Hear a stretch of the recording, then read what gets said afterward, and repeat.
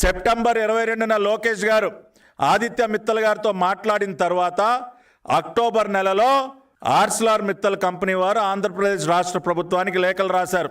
Yes we are ready, మేము పెట్టుబడి పెట్టడానికి సిద్ధంగా ఉన్నాం అని అక్టోబర్ 18, 21, 28న 3 లేఖలు మన రాష్ట్రానికి రాస్తే నవంబర్ 19వ తేదీన జరిగినటువంటి స్టేట్ ఇన్వెస్ట్మెంట్ ప్రమోషన్ బోర్డు మీటింగ్లో చంద్రబాబు నాయుడు గారు ఆ ప్రతిపాదనకు ఆమోదం తెలిపి 26/11/2024న జీవో నంబర్ 76 విడుదల చేసి ఈ పెట్టుబడికి సంబంధించినటువంటి ఆర్సిలార్ మిత్తల్ నిప్పాన్ స్టీల్ ప్లాంట్కి పచ్చ జెండా ఊపటం జరిగింది. ఈ జీవో ఇచ్చింది తమరా మిస్టర్ జగన్ రెడ్డి?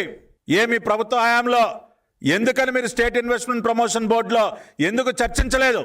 ఎందుకు పెట్టుబడుల ప్రోత్సాహక మండలిలో మీరు చైర్మన్గా ఉన్నటువంటి ఆనాడు మీరు చైర్మన్గా ఉన్నటువంటి పెట్టుబడుల ప్రోత్సాహక మండలిలో ఆర్సిలార్ మిత్తల్ నిప్పాన్ స్టీల్ ప్లాంట్కి ఎందుకు ఆమోదం తెలపలేకపోయారు?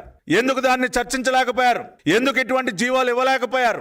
ఎందుకు అంటే మీకు ఎంతసేపు మద్యం వ్యాపారంలో మన కలెక్షన్ ఎంత, ఇసుక వ్యాపారంలో మన కలెక్షన్ ఎంత, మైనింగ్లో మన కలెక్షన్ ఎంత, గంజాయిలో మన కలెక్షన్ ఎంత, ఇదే యాస కదా జగన్ రెడ్డి గారు.